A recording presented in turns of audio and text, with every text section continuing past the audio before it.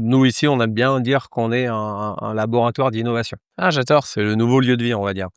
Et c'est vrai qu'on voulait donc la marque Tu Renaissance. verras que dans 5 ans, tout le monde dira: «Nous, on est un C'est laboratoire ça. d'innovation». Lifestyle, ça sera déjà Peut-être, plus à la mode. j'espère en tout cas, ce serait pas mal.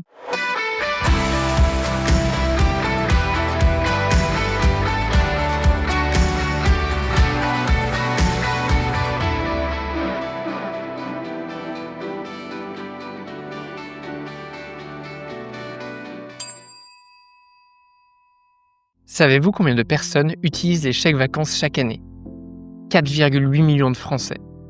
Désormais, avec DHPay, vous pouvez les encaisser directement sur le site web de votre hôtel. Moins de complexité et surtout beaucoup plus de clarté pour votre trésorerie. Mais ce n'est pas tout, car DHPay permet également d'accepter 14 méthodes de paiement, dont Apple Pay. C'est le meilleur moyen d'augmenter votre taux de conversion. Si vous souhaitez savoir comment DHPay peut vous aider à développer une solution sur mesure pour votre entreprise, contactez-les de ma part, je vous mets un lien en commentaire. En 2021, je posais mes valises à Bordeaux. À ce moment-là, dans des silos à grains, ouvrait un magnifique établissement. Voilà donc quelques années que je voulais vous le présenter. Quoi de mieux pour cela que d'inviter son directeur général, qui me reçoit d'ailleurs chez lui. Bonjour Cédric Decodin, bienvenue sur Hospitality Insiders. Bonjour Maxime. Écoute, ouais, c'est. On n'est pas vraiment dans le silo à grains, mais Non. on est juste à côté. Tu peux nous Non. présenter les lieux? Bien sûr. Alors, pour ceux qui connaissent Bordeaux, ici, donc, à l'emplacement spécifique de cet îlot, au bassin à flot, il y a quelques années, c'était la Fourrière. Donc, ici où on est, il y avait des voitures qui attendaient leurs propriétaires pour venir les chercher. Ok. À côté de ça, c'est un site assez historique, parce que vous avez à côté donc les silos à grains dont tu mentionnais. Silos à grains qui sont là depuis, alors les dates varient, mais on va dire que c'est début du XXe siècle, 1915-1920. Donc c'était des silos à grains, comme tu l'as très bien dit. C'était l'entreprise Le Sieur, donc stocker leurs grains dans nos silos, enfin dans les silos, les leurs à l'époque. Et ensuite, il est transporté de l'autre côté de l'écluse dans leur usine qui produisait l'huile Le Sieur. Donc il y a des photos qui traînent un peu sur Google où on peut voir encore le logo, l'enseigne Le Sieur sur les silos qui ont évolué, qui ont changé depuis. Ils étaient plus bas, plus petits, donc ça a évolué avec le temps. C'est des silos qui sont protégés, ils font partie de l'UNESCO du patrimoine historique protégé. Exactement, ouais. Donc on peut pas faire n'importe quoi. C'est assez contrôlé. Tu peux quand même faire un mur d'escalade, je crois. Voilà, c'est un peu la petite histoire. On va en parler. Exactement. Après, bien sûr, vous avez la base sous-marine. Il y a aussi, au fur et à mesure. Maintenant, l'histoire a évolué dans le quartier. On a, je crois que c'est le musée le plus visité de Bordeaux, donc la Cité du Vin. Donc c'est un quartier qui bouge énormément. C'est un quartier qui correspond tout à fait à l'ADN de notre établissement. Et j'aime bien dire qu'en fait, on fait pas partie du quartier, on est vraiment le quartier ici. On s'est un petit peu, on a rajouté une petite touche. Alors le quartier est assez festif pour ceux qui connaissent. Oui, je confirme. Les voisins des fois ils sont pas Les très voisins contents, doivent pas aimer. mais bon. Mais non, c'est voilà, nous avec la marque Renaissance, avec un rooftop comme Donc attends, qu'on celui-là. comprenne bien, en 2021, donc avant il n'y avait pas d'hôtel en fait. Non, c'est ça. Donc il y a eu des travaux pour ouvrir. Exactement. Au tout début, d'ailleurs, l'anecdote, au tout début, on avait étudié la possibilité de faire des chambres dans les silos. Et c'est là, justement, ils sont protégés, donc on peut pas faire n'importe quoi. Ça coûte beaucoup d'argent aussi. Créer une chambre dans un silo, c'est, je raconte des bêtises, mais c'est 3-4 fois plus cher qu'une chambre classique, on va dire. Oui. Donc le retour sur investissement plus long, beaucoup plus, le modèle économique un peu plus risqué. Donc non, mais on a eu d'autres idées. Excellent. Donc, Bon, raconte-moi, alors on est en 2021, vous ouvrez sous marque Renaissance. Tu t'adresses à des hôteliers, les insiders, ils aiment bien qu'on leur donne un peu des chiffres. Tu peux parler en nombre de chambres, tu peux parler en superficie. La marque Renaissance, pourquoi ce choix? On va aussi parler de ton restaurant qui est une marque différente. Du propriétaire qui n'est pas la marque Renaissance. Enfin, je veux bien qu'on rentre là-dedans. On est directement en train de mouliner là. Tout à fait. Alors, je parlais de l'îlot tout à l'heure. C'est un îlot qui a été construit par Legendre. Donc, Legendre a porté le projet. Ils ont sorti de terre le Moxie, on est aussi le propriétaire du Moxie. Et toi, tu es aussi directeur du Moxie maintenant. Ça, depuis un an, tout à fait. Ouais. Donc le Renaissance et à côté vous avez le Wu, c'est une auberge de jeunesse, résidence, qui est tenue par Legendre toujours maintenant. Au tout début, il devait y avoir un seul complexe, donc une seule marque. On devait créer un palais des congrès, un centre des congrès qui était assez grand. Et finalement, ils sont revenus un peu sur leur plan. Alors, c'est Legendre au tout début. Ils ont eu cette idée. Ensuite, ils sont revenus dessus. Ils se sont dit, ce serait dommage d'avoir un site, c'est compliqué à le remplir sur certains moments. Et autant apporter un peu de diversité dans le quartier. Donc, ils ont créé 3 différents bâtiments avec différentes, on va dire, catégories d'hôtels. Après, comment Ively Hospitality, donc nos propriétaires, sont arrivés dans ce projet-là. Il y a eu un appel d'offres qui a été lancé par Legendre. Finalement, le projet était trop gros ou peut-être que c'était pas forcément une envie chez eux, je sais pas. Ively a senti un intérêt pour Bordeaux. Pour l'instant, on n'a qu'un seul hôtel, c'est celui de la gare, l'Ibis Budget de la gare. Donc, c'était un peu risqué avec le recul. Ils m'ont dit c'est un des seuls endroits où on a signé, on était content de signer, mais on savait pas trop où on allait. Parce que franchement, toi, tu le présentes aujourd'hui comme un lieu vivant, et c'est vrai. Ouais. Mais il y a 3-4 ans de ça, en effet, pas beaucoup de monde aurait parié Oh, spécifiquement sur ce c'est clair. quartier. Il y avait donc pas le Moxie, il y avait pas le Renaissance. Il y avait quand même, à part la fête, beaucoup moins de vie dans ce coin-là. Donc en effet, c'était ambitieux. C'est ambitieux. Je crois qu'aussi le moment où ils sont venus visiter, il pleuvait, comme Ouais. beaucoup à Bordeaux, Comme souvent à Bordeaux, ouais, qu'on se le dise. donc bon, après voilà, ils ont lancé le projet. Ils ont fait quelques modifications. Donc le rooftop, qui est quand même un endroit assez connu sur Bordeaux maintenant. Le Gina, au début, ça devait pas être un point de restauration. Le restaurant devait être en bas.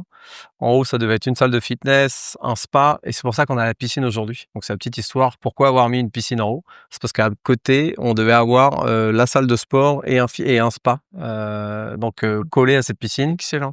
Quand ils ont enlevé ce projet, quand ils ont visité, ils ont vu une vue incroyable sur la ville. Ils se sont dit, mais en fait, il faut pas que les gens soient dans des salles noires, la tête baissée avec cette vue-là. Cette vue-là, il faut vraiment qu'on aille attirer le monde et qu'on ait cette vue sur Bordeaux. Bien sûr. C'est Pour ceux incroyable. qui connaissent pas et Bordeaux, ni Gina, ni Renaissance, qu'on se représente. Donc en effet, on est un peu excentré, mais tu as une magnifique hauteur.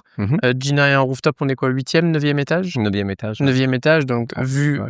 sublime sur Bordeaux, avec en effet une piscine accessible que à tes clients hôtels. Alors, la plupart du temps, oui. Après, on fait quelques événements. Je peux en parler après.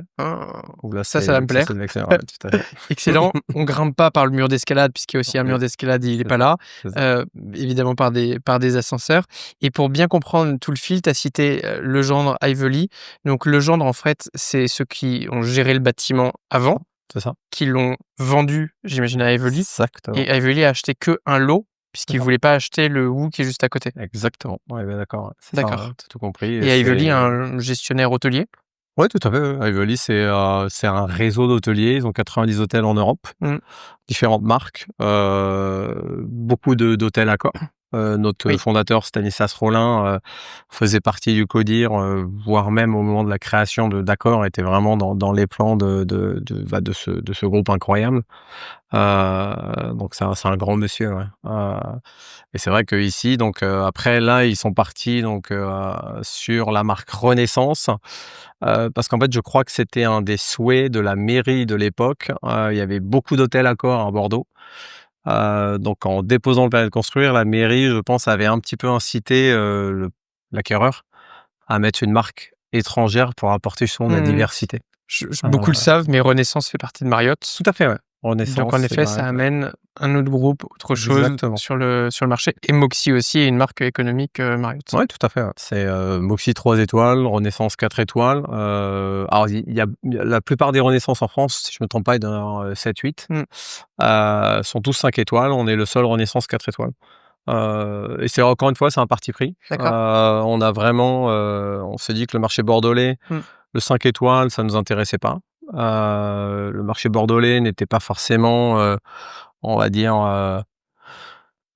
que le marché était très bien pour le 4 étoiles. Le 5 étoiles, on n'est pas dans une grande ville non plus, une grande métropole où on va avoir un gros besoin en 5 étoiles. Il y a déjà de très beaux 5 étoiles. On préfère être un 4 étoiles plus qu'un 5 étoiles je comprends. pas de gamme. Donc, je comprends. Et c'est dur à Bordeaux pour commencer à bien connaître ce marché, de remplir en 5 étoiles toute l'année. On n'est pas du tout, tu le disais, une grande métropole comme Paris. Tout à fait. On a beaucoup plus de saisonnalité. Mmh. Et donc, c'est quand même compliqué d'avoir un très beau prix moyen en 5 étoiles et la clientèle qui va avec Fait. toute l'année. Tout à fait. Ouais. Et c'est vrai qu'encore une fois, ouais, le 5 étoiles, l'emplacement, c'est assez crucial. Le 5 étoiles, c'est des services supplémentaires. Forcément, après, le prix moyen d'un 5 étoiles à Bordeaux n'est pas celui de Paris. Absolument. Par contre, il faut les mêmes services. Donc, le Oui. retour sur investissement n'est pas le même. Évidemment, même si, la pierre est pas coûte pas le même Ouais, prix tout à à fait, l'achat, mais tout à fait, ouais. ouais, Mmh. bon, là, on est vraiment dans le détail du C'est gestionnaire, ça. mais c'est des points extrêmement Ouais, importants complètement. à comprendre. Il y en a un autre que j'aimerais qu'on clarifie. Tu as parlé de Gina. Mmh. Les Bordelais ne connaissent pas Renaissance. Quand je Mmh. m'adresse à eux, ils connaissent Gina, qui est ton restaurant rooftop. C'est ça. Pourquoi? Enfin, pourquoi ce choix? Alors, en fait, au début, on a choisi Renaissance, on voulait un lieu vivant.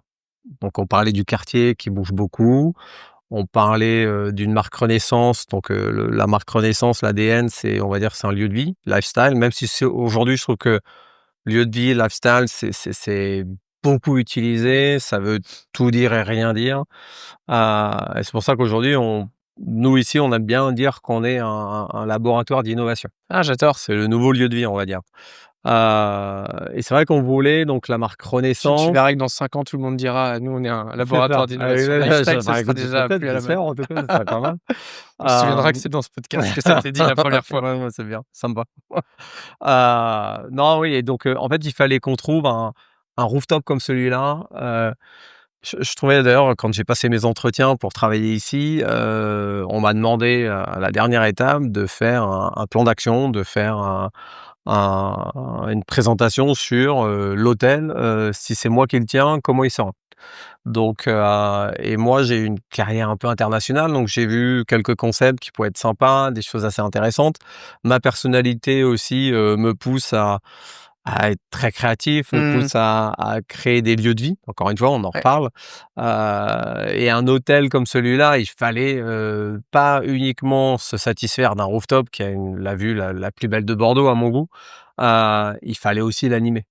Donc pour ça, il fallait qu'on ait une cuisine aussi, qui soit joviale, colorée, de partage, familiale, accessible à tous et c'est vrai que le concept italien, est apparu, assez vite. Mmh.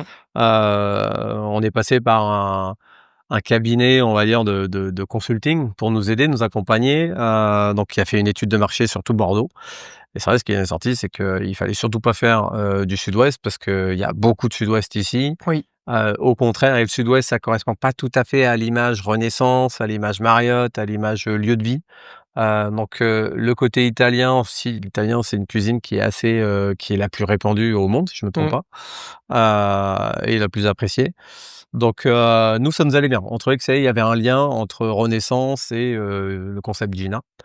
Après le concept Gina, ça ne fait pas tout. Il faut aussi, apporter un petit peu, il faut créer une sorte d'ADN, il faut créer, une sorte d'âme aussi. On va souvent dans des concepts, le concept est sympa, mais il y a pas d'âme, il y a pas vraiment d'ambiance.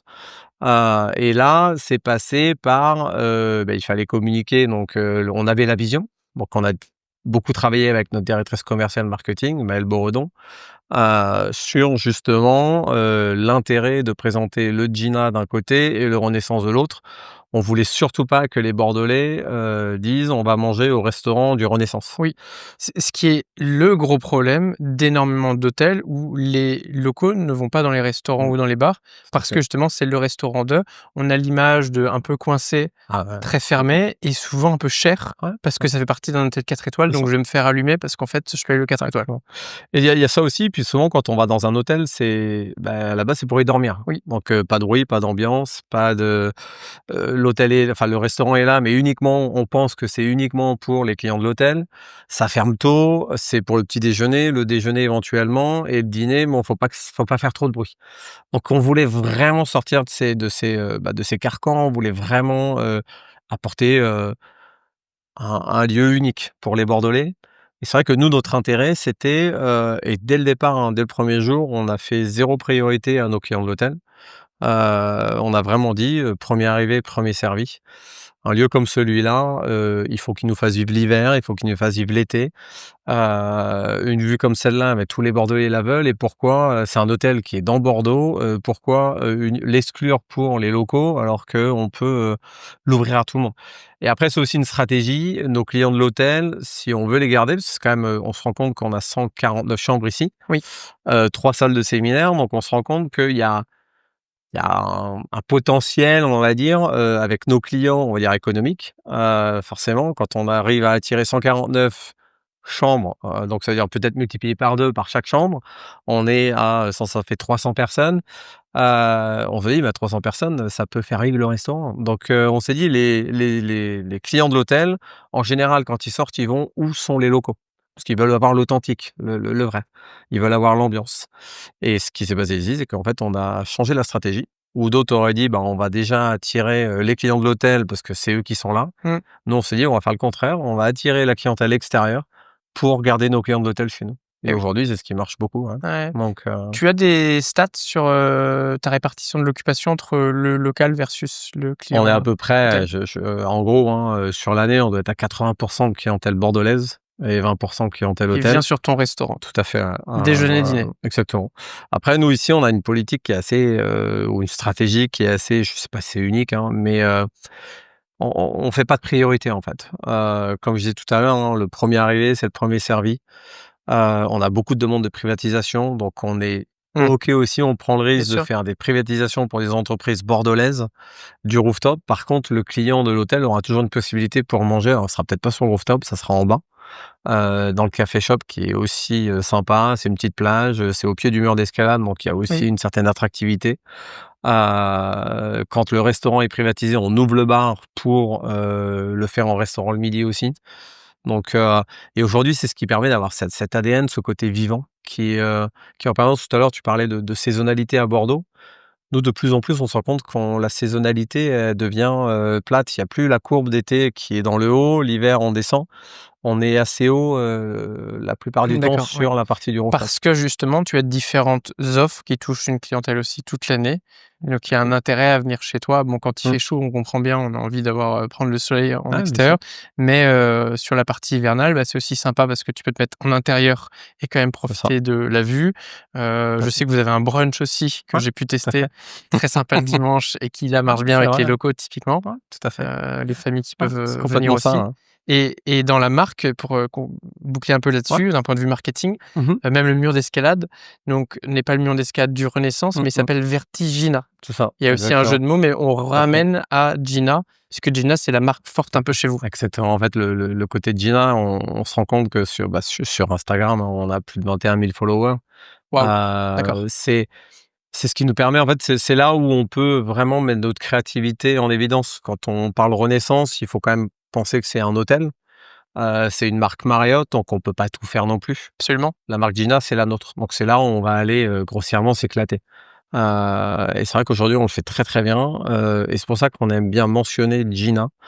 Il y a des petites anecdotes, hein. Souvent, on nous appelle pour nous dire «Ah, mais c'est l'hôtel Gina». Alors, on rappelle, bon, alors l'hôtel Gina, Ouais. on comprend. Marriott va se fâcher Bah, si tu dis ça. exactement. Après, je pense, bon, ils sont contents aussi, hein. Eh oui, Il y oui. a quelques, c'est quand on brille, ils brillent aussi, indirectement. Mais c'est vrai que on aime bien jouer avec le mot Gina. On fait Complètement, des ouais. événements musicaux. Il y a le mot Gina dessus, Sunset by Gina.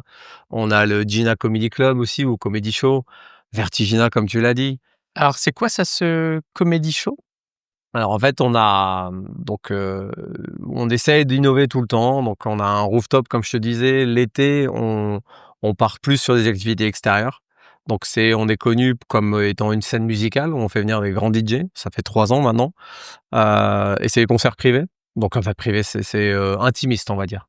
Donc c'est un grand nom qui vient. On a eu Pomme, on a eu Cut Killer, on a eu Synapson, on a eu The Hamner l'année dernière. Cette année, on a eu Monsieur Tout le Monde, on a Emma Peters qui arrive, on a Oxmo Excellent. Puccino aussi. Donc ça nous permet on va essayer d'aller faire alors, un concert avec un grand artiste, tout le monde peut le faire. Nous, on essaie vraiment d'apporter une expérience et c'est vraiment depuis le début, on se bat avec ça. Je pense qu'on est, en toute humilité, on essaye d'être un peu des ingénieurs de l'hôtellerie, de l'événementiel. on essaye de créer des produits et des expériences. Et en faisant venir des grands artistes, donc on essaye de recréer un événement. On aime bien se comparer un petit peu à Ibiza dans ce milieu-là, parce que là-bas, les hôtels, c'est assez festif. Oui. Et nous, on a la chance d'avoir le cadre, donc on a un rooftop qui a une vue incroyable. Et en plus de ça, on a vraiment une vue sur le coucher de soleil. Donc on pourrait croire, l'eau, le coucher de soleil, la musique, on pourrait croire qu'on voyage à Ibiza. C'est un peu ce qu'on essaye de... Quand on enlève la pluie, on est complètement à Voilà, Ibiza. exactement. On va toucher du bois, il pleut pas trop, c'est bien. Mais c'est vrai que et on a à peu près, oui, 150 personnes qui payent un billet d'entrée. Et donner l'accès à ces 150 personnes à un lieu comme celui-là, à cet événement où ils peuvent être au plus proche de leur artiste préféré, c'est assez unique. Donc ça, c'est l'été. Après, il y a le mur d'escalade. L'hiver, on essaye toujours d'apporter cette expérience intimiste. L'hiver, on a des salles de réunion qui sont à côté, 250 mètres carrés. On a des réunions en semaine. Les week-ends, on reçoit des équipes sportives, mais ça arrive que les salles soient vides.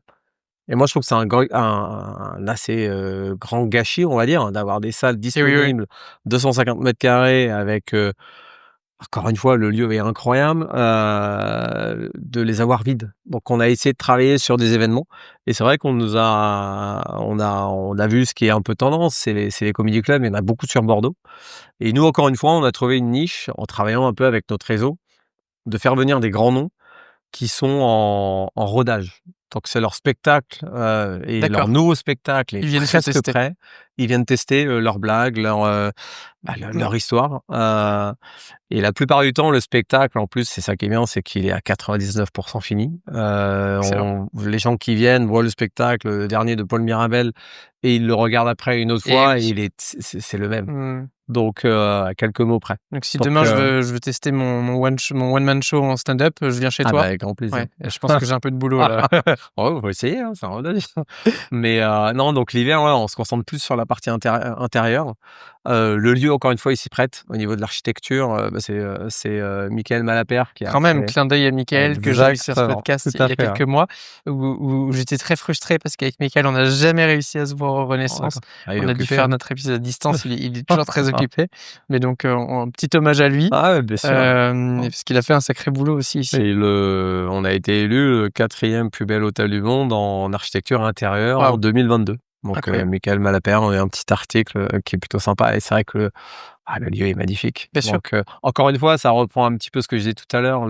Le rooftop, c'est sympa, il pourrait vivre de lui-même, mais c'est pas suffisant, ça serait un gâchis.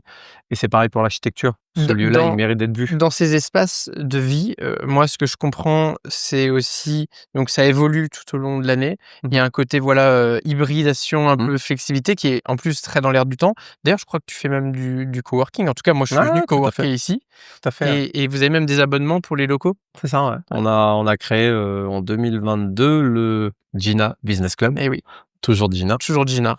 Donc c'est plutôt sympa. Encore une fois, on avait des lieux qui étaient pas utilisés en permanence. On s'est dit c'est dommage parce que les lieux sont là, ça peut faire vendre, ça peut être utile pour les locaux. Oui. Ou même des gens qui sont un peu plus loin, qui sont là que quelques jours. Donc on a créé un abonnement mensuel ou à l'année. Comme un coworking classique, mais donc encore une fois, vous diversifiez l'offre. Et je pense que c'est un peu la clé, notamment dans un établissement comme celui-ci. Bien sûr. Tu as l'espace, ça t'a coûté cher, et pour le rentabiliser, en fait, tu es obligé de démultiplier ce que tu proposes. Ouais. On essaie toujours d'utiliser un peu nos USP, nos Unique Selling Points, quand on fait nos packages, nos offres. Par exemple, le Gina Business Club, les membres, ils ont accès à la piscine et au fitness. Et sur Bordeaux, il y a aucun, ou même peut-être en France, hein, je sais pas, mais je pense pas qu'il y ait un business club qui a accès à la piscine.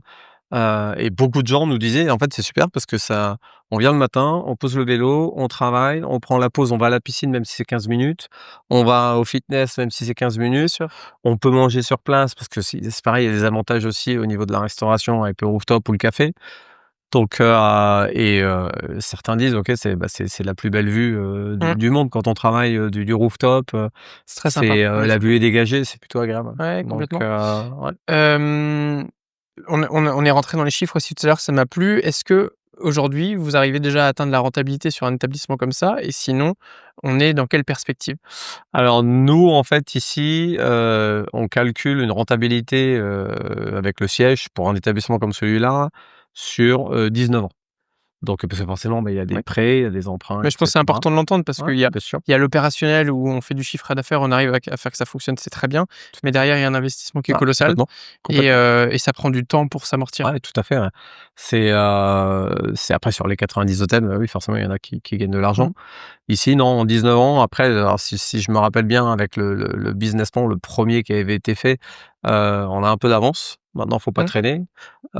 Conjoncture actuelle, c'est pas non plus évident. Le marché bordelais est devenu très compact, très dense. Et oui, Donc, il faut pas non plus, on va dire, il faut toujours être, je vais beaucoup dire le mot créativité, mais il faut être créatif pour toujours rester dans le haut. Souvent une ouverture d'hôtel, on va en entendre parler pendant 1 an, 2 ans. Ensuite, il y a un nouvel hôtel qui arrive dans la ville, on parle de celui-là et on oublie le nôtre.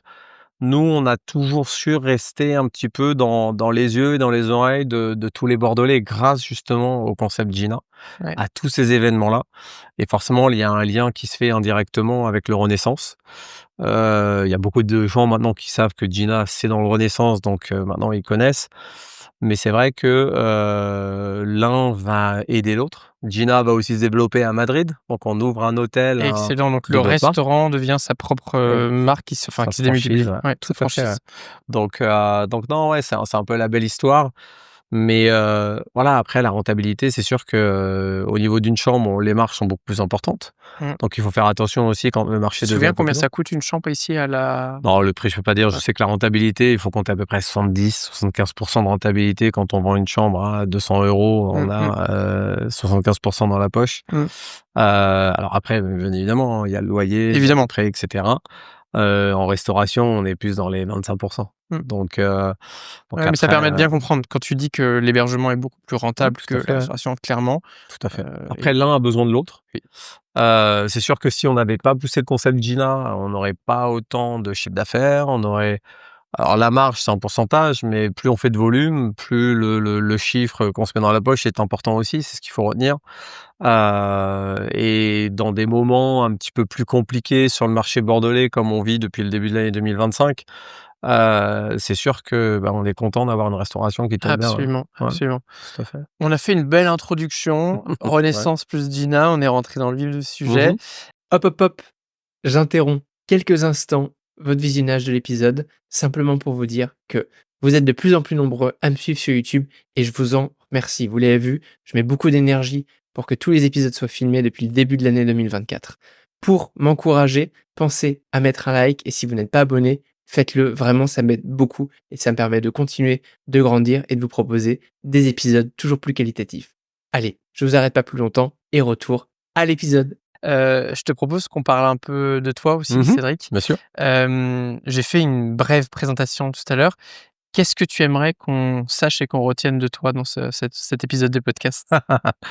C'est une bonne question.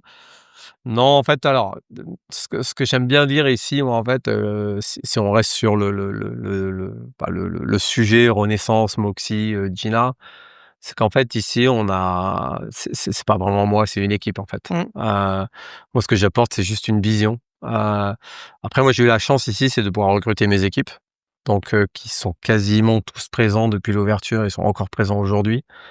C'est aussi, ce côté un petit peu innovation dont je parlais tout à l'heure. Tous les ans, on a apporté quelque chose de nouveau, mmh. on a apporté quelque chose d'unique.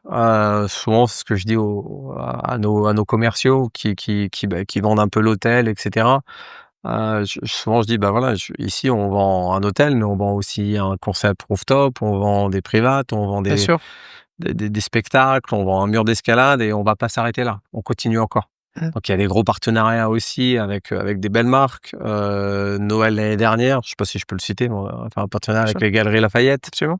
qui a été incroyable. Donc j'espère que cette année on recommence et ça va être encore plus beau parce on sait déjà qu'on aura des nouvelles choses. Mmh. Donc voilà, si on peut retenir une chose, je pense que c'est pas moi en fait, ça va être l'équipe. Ouais. Et l'hôtellerie, c'est quand même l'hôtellerie-restauration, c'est un métier, c'est de l'humain.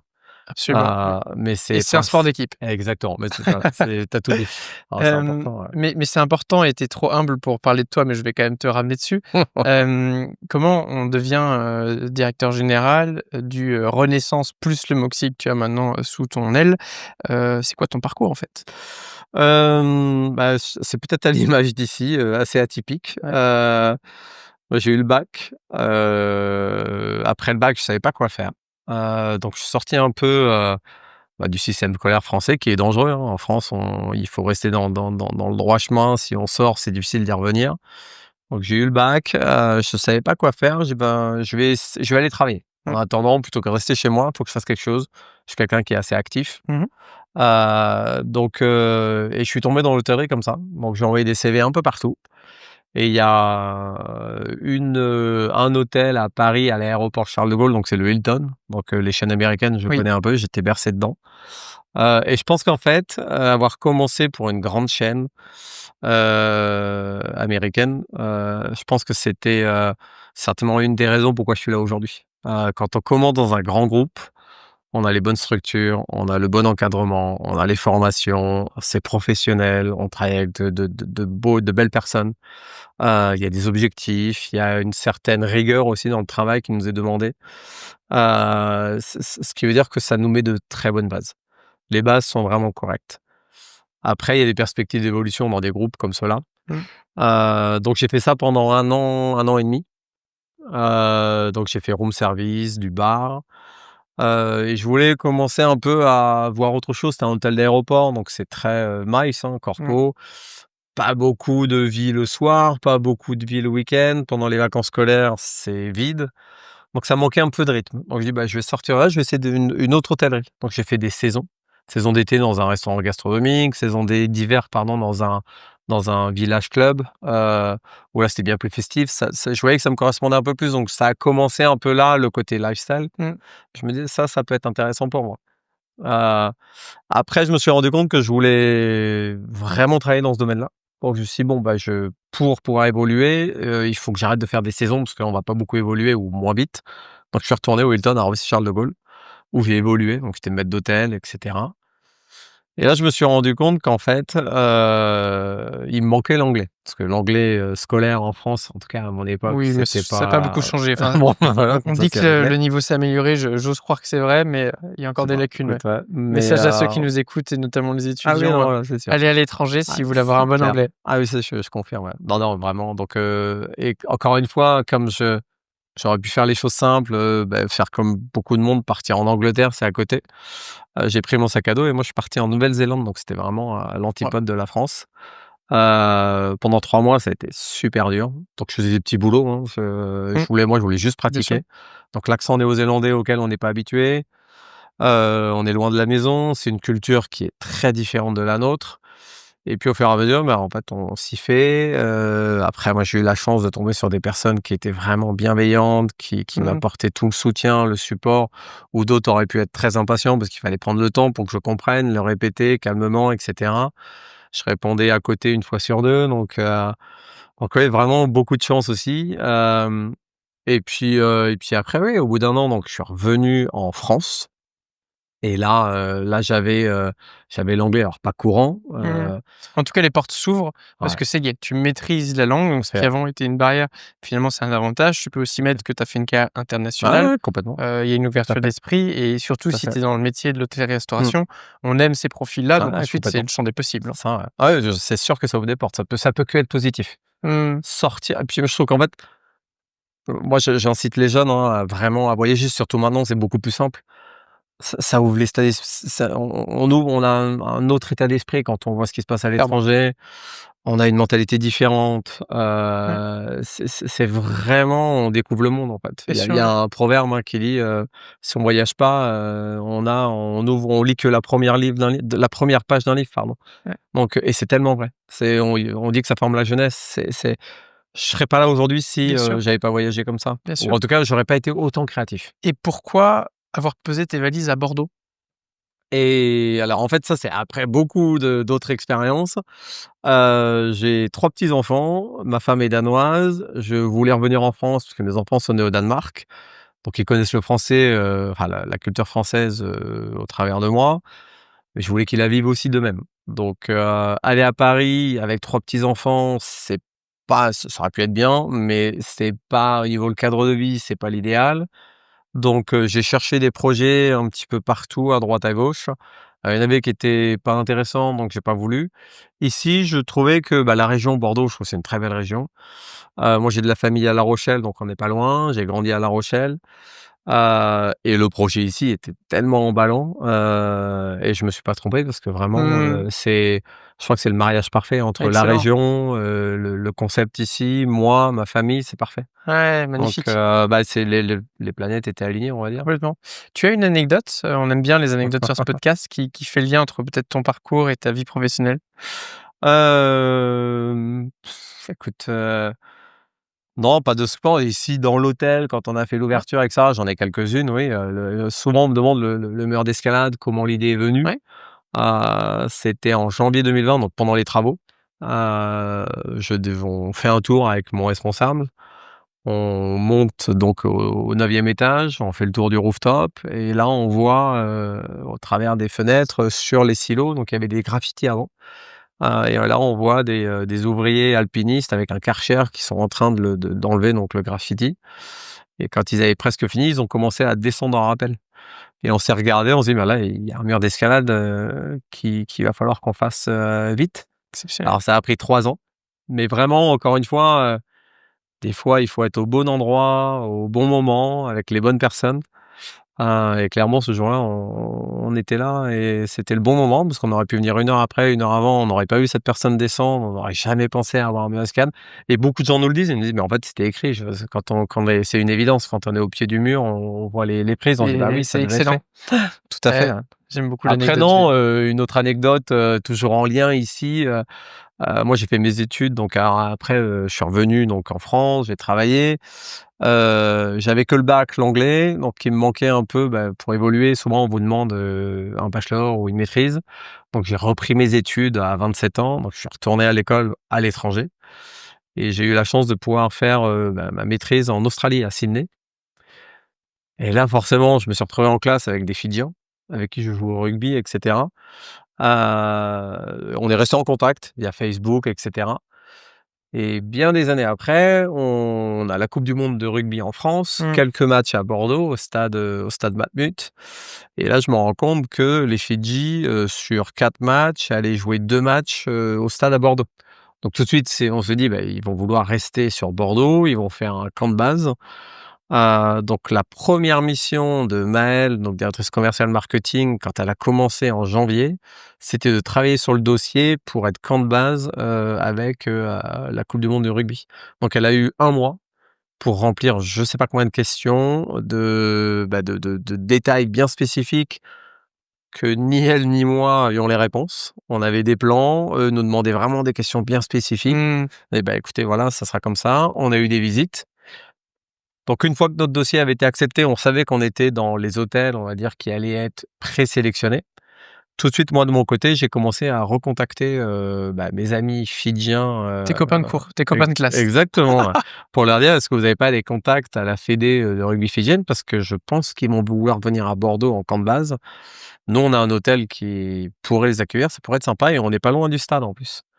Donc ils m'ont dit: «Oui, t'inquiète, on va trouver», et 48 heures après, j'avais le numéro, de Julian, qui, donc est le référent des joueurs fidjiens en France, Génial. qui habite à Lormont.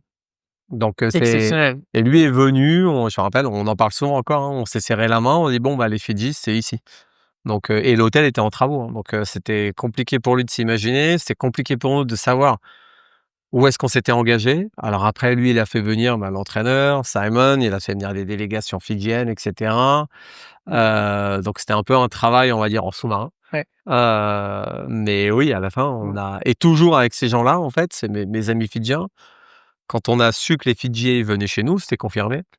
Je leur ai demandé, bah, de passer des messages d'encouragement des enfants fidjiens, des familles de joueurs et cetera, qu'on avait mis en surprise sur les murs, dans les salles où ils étaient.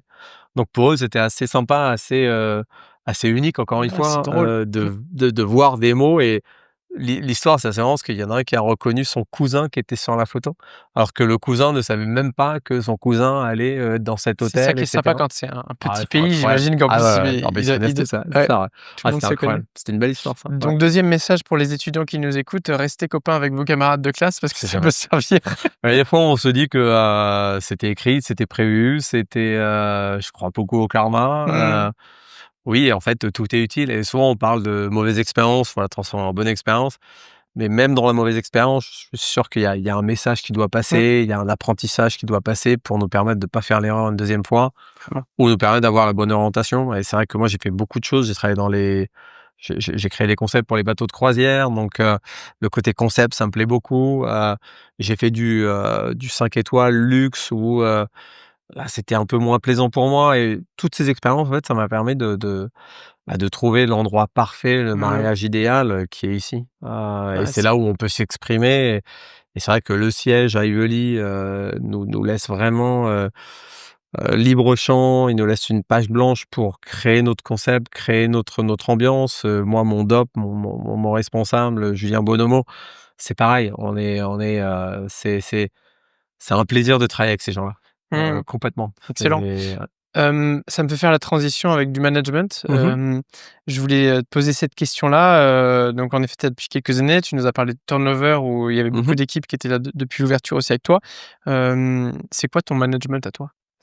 Alors, durant mes expériences, mes voyages, j'ai appris le management à la Scandinave. En D'accord. Scandinavie, j'ai appris J'imagine que qu'il y a un lien avec ton épouse peut-être? ouais, tout à fait, ouais, tu Ouais. tout compris, ouais, c'est ça, ouais. Donc quand je travaillais pour, les bateaux de croisière, je me suis rendu compte, c'est nouveau pour moi, hein, français, c'est assez pyramidal. Oui. Donc le patron dit les choses et on doit faire. Et là-bas, en fait, ils ont une autre approche qui est plutôt séduisante et qui donne tellement de sens. Pour pouvoir convaincre un client, il faut d'abord convaincre l'employé. Donc ils sont quand quelqu'un a une idée, quand quelqu'un a un concept, Mmh.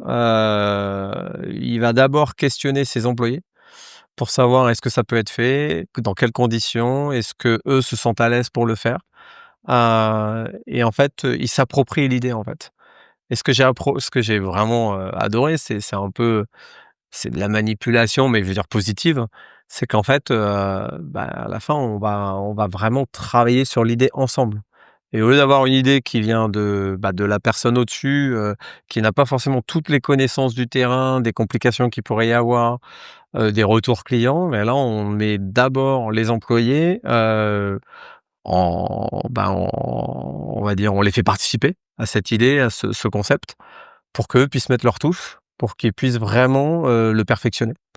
Et souvent on dit, hein, le management, il oublie un peu l'opérationnel, les difficultés et cetera.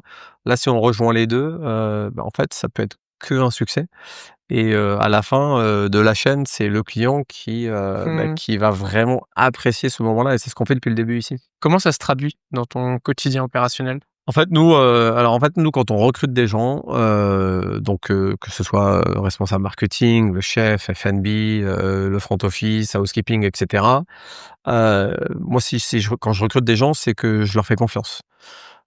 C'est que je sais que c'est les bonnes personnes, donc ça va être plutôt le contraire. Si moi, je dois leur dire, c'est qu'il y a un problème quelque part. C'est eux qui vont me dire comment on va faire. Donc moi, je leur donne la vision, je leur donne les règles du jeu. Je leur dis: «Voilà, nous ici, c'est Renaissance, c'est Gina. La vision, elle est comme ça. On est au point A, on doit aller au point B. À toi, dans ton département, de m'emmener au point B». On guide les gens. Maintenant, la façon, la manière, s'ils veulent faire des détours, s'ils veulent aller tout droit, c'est eux qui voient. Le plus important, c'est que derrière, à la fin, on ait la satisfaction client, la satisfaction des employés et puis surtout la liberté de pouvoir prendre des risques. On adore prendre des risques ici. Et c'est vrai que la créativité, c'est ça, c'est prendre des risques, savoir se planter, on recommence, on fait mieux. Et si moi, j'ai déjà le micromanagement, c'est pas du tout moi, c'est pas intéressant pour les employés, c'est pas intéressant pour les managers et surtout, en fait, ici, on est un lieu d'expression, il faut savoir s'exprimer. Mmh. Et si nous, on contrôle tout, au-dessus, c'est difficile, on peut pas s'exprimer pleinement. Ouais. Donc en fait, c'est tout simple, hein, c'est quand on met les gens à leur poste, c'est, écoute, je suis là si tu as besoin, voilà les règles du jeu, voilà l'orientation. Gina, on est ici, c'est un lieu événementiel, le matin c'est comme ça, le midi c'est comme ça, la qualité c'est là, l'image elle est là. Donc ce qui est dur après, c'est de passer justement cette vision. Parce que la vision, Bien bon, on la sûr. connaît bien dans nos têtes, mais derrière, est-ce qu'on a la même? C'est un vrai challenge de dirigeant, ça. Exactement. C'est intangible en fait, c'est pas quelque chose qu'on peut tenir, qu'on peut montrer. Donc alors maintenant on D'ailleurs, peut un beaucoup peu d'échecs, plus. je fais cette parenthèse, mais Ouais, beaucoup ouais, d'échecs complètement. d'entreprise et moi des établissements que Mmh. j'accompagne, il y a un dirigeant qui dans sa tête tout c'est très clair, mais dans la parole, ça l'est beaucoup moins et le travail du capitaine, Ah, c'est justement de donner la direction au navire pour qu'ensuite complètement. les collaborateurs sachent dans quelle direction ramer Tout à fait. et après c'est à eux de ramer et de mettre le rythme. Exactement. Souvent je leur dis, hein, c'est à eux de me dire, comment est-ce qu'ils voient l'avenir, dans leur département et moi je vais tout faire pour le rendre possible. Mmh, Pour eux, ils me disent: «Si ta vision, c'est vrai qu'elle est là, on l'a bien compris, par contre nous, ça demande tel et tel moyen, tel et tel scénario et là on travaille ensemble». Et c'est vrai que pour moi, c'est un tel plaisir parce que c'est un échange. C'est mmh, pas uniquement, «Bah écoutez, voilà, faut faire ça, on y va, go». Moi, il y a plein de choses, alors dans mes expériences passées où on me demandait de faire des choses, ça donnait aucun sens et j'avais pas le choix, il fallait le faire, mais à la fin, c'est mal fait. Donc on veut surtout pas ça ici. Ici, cette année en plus la vision elle est pas compliquée, hein, la plupart du temps, c'est un mot, et quand c'est un mot, on le comprend tous. Les premières années, le mot c'était, ambitieux, il fallait qu'on soit vraiment ambitieux. Donc dans tout ce qu'on faisait, il fallait qu'on soit vraiment ambitieux. Donc dans les événements qu'on faisait, on leur demandait: «Mais est-ce que c'est assez ambitieux ça? Tu veux faire un truc, mais c'est la même chose que tous les autres. Donc c'est pas assez. Il faut aller plus loin. La vision doit être au-dessus des autres». Donc et là, cette année, c'est le côté excellence. Dans tout ce qu'on fait, alors on a déjà fait beaucoup de choses et cette année, on le fait encore mieux. Donc c'est, les équipes, le service, le sourire et cetera. C'est nos événements, comment mmh, est-ce qu'on peut les embellir? Tout est perfectible, en fait. complètement. Donc Ouais, ouais. et c'est un peu notre force, en fait, on se remet toujours en question. Mmh. Tout à l'heure, tu as dit donc expression, tu m'as parlé de créativité, Mmh mh. j'ai envie de te poser cette question, comment tu l'as fait vivre la créativité avec tes équipes? Alors là, en fait, il y a un bon proverbe, ou une citation, J'adore les proverbes et les c'est bien? citations, donc tu peux y Voilà. aller. En fait, je crois que c'est un juriste américain, je me rappelle plus de son nom. Bref, il a dit un jour, «La créativité, sans vision, sans stratégie, c'est de l'art. La créativité avec une stratégie, ça devient de la publicité». Et aujourd'hui, c'est ce que je leur dis, comment est-ce qu'on peut être différent? Comment est-ce qu'on peut être Mmh, au-dessus? Après, il faut être quand on parle de créativité ou avec une stratégie, c'est dans un esprit compétitif. Alors après, on n'est pas là pour, faire de l'ombre à qui que ce soit. Nous, on veut juste être meilleur déjà sur nous-mêmes et être meilleur, par rapport aux autres. évidemment. Mais chacun à un autre niveau, bien évidemment. Et en fait, c'est là où, la créativité, quand on veut faire des choses, on a des équipes qui sont très créatives. Donc ça, déjà, c'est un bon point. Quand on recrute les gens, après, on a un peu, on a tous des profils différents, c'est ça qui est intéressant. Et la créativité, elle a commencé par ici, en fait. Je pense on aurait pu prendre, les mêmes profils de chacun et dire: «Bon, bah, comme ça, on va tous bien s'entendre, on sera tous sur la même longueur d'onde et comme ça, on va s'éclater, ça va être super». Et en fait, non, ici, en recrutant, on a vraiment été chercher des gens. Il y a des gens qui sont très pointilleux, c'est des chefs de projet et eux, on va s'appuyer sur eux. Quand quelqu'un a une idée, on va dire: «Bah, vous discutez tous les 2 parce que ton idée, elle est perchée. Maintenant, il va falloir la redescendre pour la rendre possible. Donc Mmh, toi, chef de projet, ce qu'il te dit, essaye de le rendre possible». Et c'est comme ça qu'on avance, en fait. Et c'est vrai que, la créativité, bah, après nous, on a des équipes, après c'est peut-être là où on se retrouve tous, c'est qu'on a des équipes qui ont travaillé pour Marriott, qui ont fait beaucoup de différents Marriott, qui ont vu beaucoup de choses, qui voyagent beaucoup. Donc à chaque fois, on a des idées à droite, à gauche. On a beaucoup de gens qui sont passionnés. Quand on est passionné, on va aller faire des petites recherches et des fois, il y a pas besoin d'aller loin, hein, pour trouver des idées assez sympas. Le seul, on va dire, la clé du succès, pour les idées, c'est vraiment de l'adapter au marché, local. On pourrait avoir une superbe idée, qui vient de Sydney en Australie. On la copie, on la colle ici, si on l'adapte pas au non, ça marché, marche pas. Mmh, exactement. Donc il y a aussi ça et c'est là où le chef de projet, le profil un peu chef de projet va nous aider. Heu, mais la créativité, oui, elle se nourrit, c'est par la passion, c'est par les discussions, c'est par, lire ton podcast, les ouais, regarder, regarder des gens qui adorent leur métier, en fait. mmh, On aime bien aussi regarder, pas forcément dans l'hôtellerie, on aime bien regarder dans d'autres secteurs. Alors pas toujours dans le tourisme, hein, mais les bateaux de croisière, tu vois, on parlait des abonnements, le business club qu'on a lancé. On s'est beaucoup inspiré de certains magasins qui mettaient des abonnements en place pour louer du matériel. Donc plutôt que de l'acheter, ils payent un abonnement, ils le louent, ils essayent, ça me plaît pas, je recommence. Et ça, on s'est beaucoup inspiré de ça. Donc il faut, en fait, je pense que la créativité, c'est juste une question de curiosité. Ouais. Et toujours sortir de sa zone de confort. Si on veut faire des choses bien, ici, en toute humilité, encore une fois, on a appris à être confortable dans notre zone de non-confort. Parce qu'on se pousse tout le temps à la limite. La limite, on la pousse tout le temps. Là, on était avec Gina, on avait un stand à Gare Rock, au festival de musique. Et on sort de notre zone de confort, on sort de notre milieu, c'est toute une nouvelle organisation, c'est une clientèle différente, c'est des conditions différentes aussi. On est à 1 heure de notre lieu de vie, on part 4 jours, Mmh.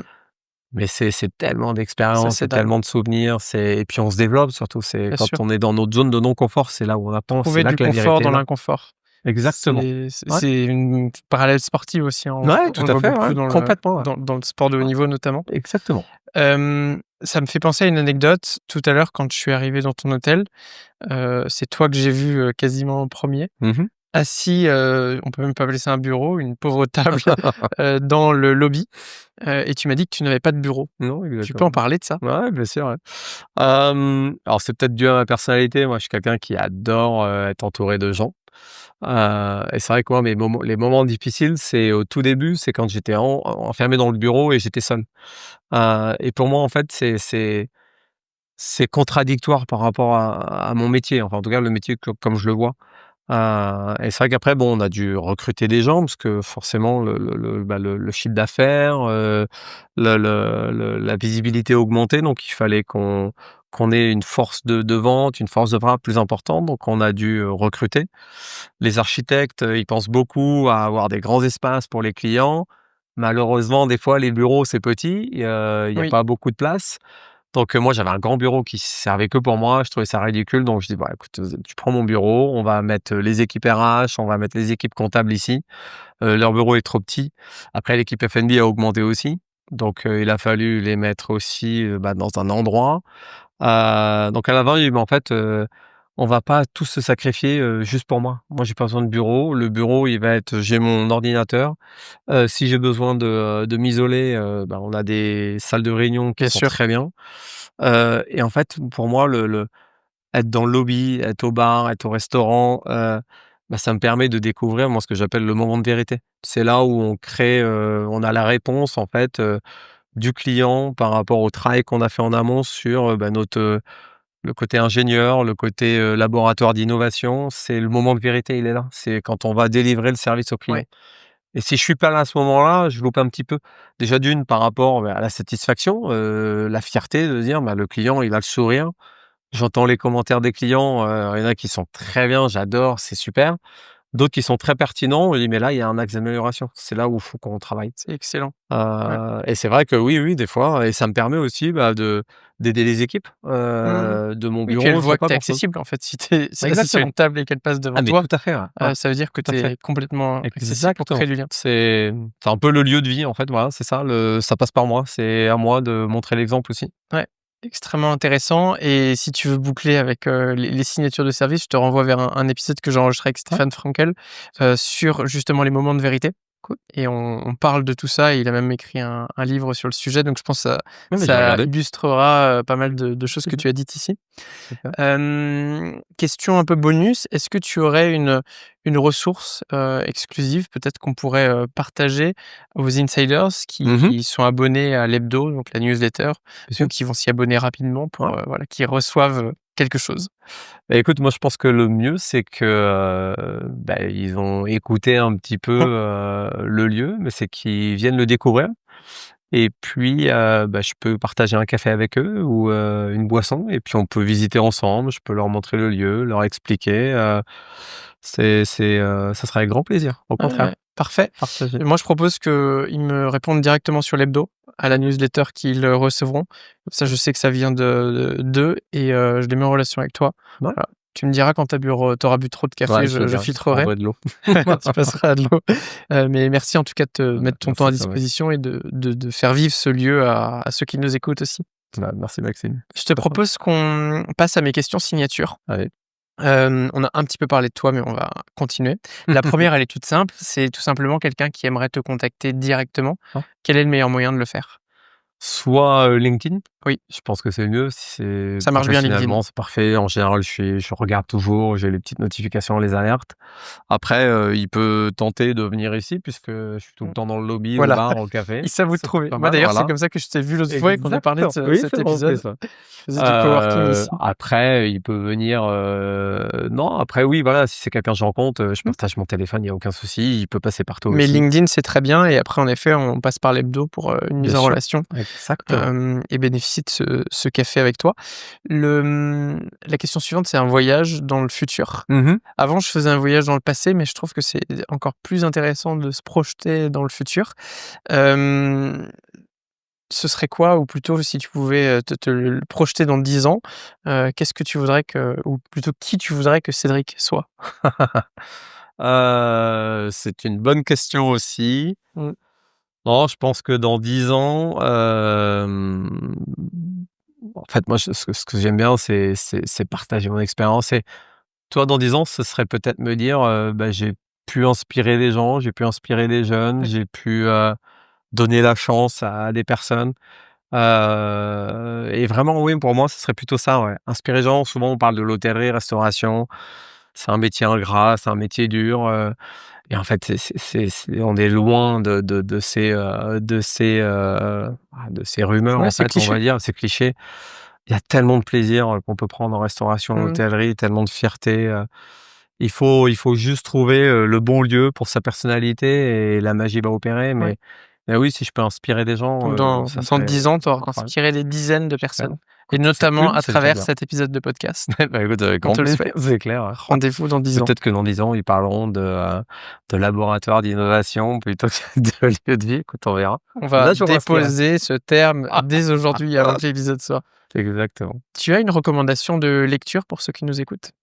Alors, en fait, si tu veux, moi, j'ai fait, je pense que on parle souvent alors à un poste de directeur ou peu importe, hein. Je pense qu'un poste, à partir du moment où on arrive à avoir des responsabilités, je pense qu'on parle souvent d'ego, de charisme. Ça, c'est super important. Il faut être vraiment une fois quelqu'un avait dit, il faut être le PDG de soi-même. Et ça commence par l'image.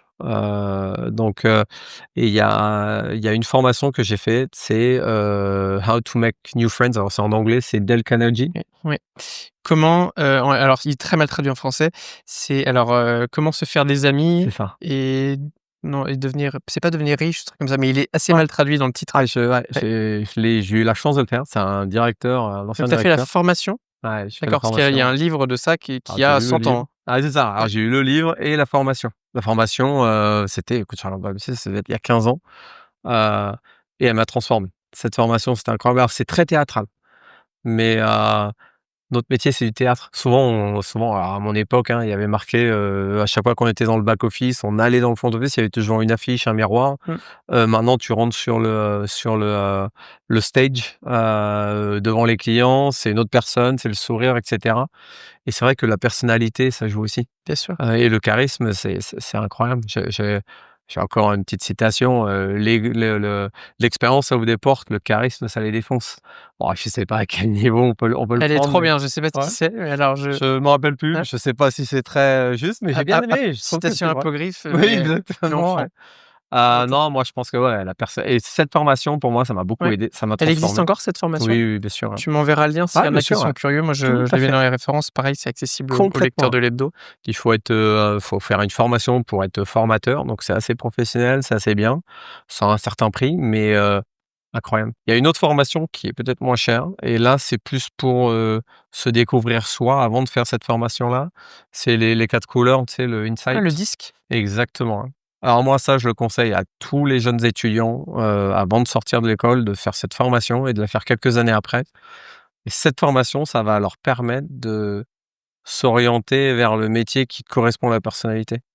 Quelqu'un qui moi je suis jaune, rouge, J'avais pas de doute que tu donc étais jaune. voilà.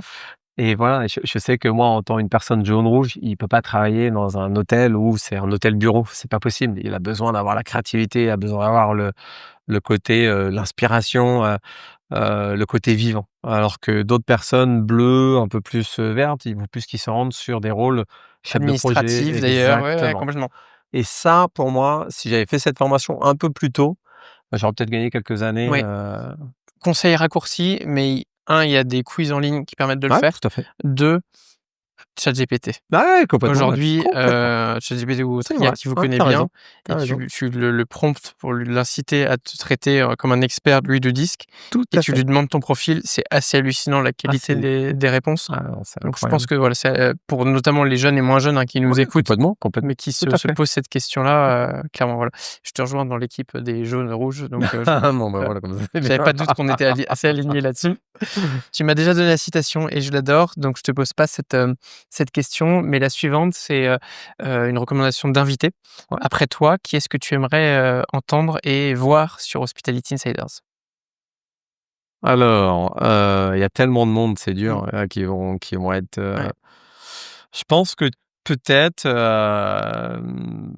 moi je pense, hein, ce qui pourrait être intéressant, c'est vraiment aller discuter un peu au-dessus, avec, bah, tu vois, notre fondateur Ively, ce serait incroyable de Monsieur connaître son Rollin, histoire. c'est ça? Ouais, Stanislas Rollin. Après, il y a Stéphanie Rollin, il y a Éric Rollin, il y a Maëlys Rollin, ses enfants. Peut-être qu'eux pourraient, aider, et je trouve qu'ils ont une superbe histoire. Souvent, on parle d'un groupe et on oublie, aussi ce côté familial, Bien sûr. et franchement, on fait partie de leur famille, c'est ça qui est incroyable. Mmh. C'est que, je sais pas comment ils font, mais quand on leur parle, quand on discute avec eux, quand on parle budget et cetera, ils sont très ouverts, et ils sont très forts en conseil. Stanislas Rolin a fait un livre d'ailleurs sur toute sa carrière, sur son expérience du début, jusqu'à maintenant. Eh ben, écoute, on le rajoutera aux références, Ah, ça serait incroyable, ouais, ça mmh. serait, alors on l'a eu en cadeau, tous les employés l'ont eu, et je l'ai lu, super vite, alors que moi d'habitude un livre, c'est 3 pages et Mmh. j'en prends un autre parce que je suis jaune, donc Mmh. il faut tout le temps que ça bouge. Et là, honnêtement, c'est incroyable. J'adore, moi, ces histoires-là. En plus, Ouais. c'est, une personne Écoute, moi, passionnante. tu me mets en relation avec eux et je Ah, serais bien ravi de sûr, ouais, pouvoir continuer la avec plaisir. conversation. Ce serait drôle Ah bah, de remonter à la source, exactement. à la Ouais, ruche, à la ouais, hive. c'est ça. Parce que c'est quand même un groupe qui a 90 hôtels, en Europe, et je trouve que, ils ont eu des parcours incroyables. Alors oui, il y a eu des parcours difficiles, il y a eu beaucoup de parcours de joie. Je pense notamment au scénario, enfin à l'épisode Covid. J'aurais pas aimé être à leur place. 90 employés, 90 hôtels. 90 hôtels, pardon, ouais, je crois qu'on est à plus de 2000 employés, ils ont gardé tous les employés pendant le Covid. Ouais, il y a des décisions, fortes C'est à fou. prendre dans ces Ouais, moments-là. ouais, c'est et ça mérite d'être dit aujourd'hui. Bien sûr. Ouais, complètement. Ouais. On arrive à la fin de ce podcast. Mmh mh. Le soleil, pour ceux qui nous regardent, sort sur toi. Tu es comme une auréole au-dessus de la tête et c'est le mot de la fin. Si tu avais et c'est le seul moment du podcast, d'ailleurs, où je rebondirai pas sur ce que tu diras, profites-en. Si tu avais un tout dernier message à faire passer à nos insiders, quel serait-il? Et tu peux les regarder juste là-bas. Bah, écoutez, moi je sais, alors bon, il y en a plein. Après là, il y en a un seul qui me vient à la tête, à l'esprit, c'est vraiment, tenter. Tenter les choses, prenez le courage, je pense que l'avenir est dans vos mains et c'est vous qui avez votre avenir entre vos mains. C'est à vous de décider. Comme je disais tout à l'heure, hein, à Maxime, vous êtes le PDG de vous-même. Donc, c'est à vous de savoir ce qui vous manque, à vous de savoir qui faut recruter, à vous de savoir, quelle direction partir, et surtout, savoir oser et se planter. Il faut vraiment, vraiment, avoir des échecs pour savoir le goût du succès après. Donc voilà, je finirai là-dessus.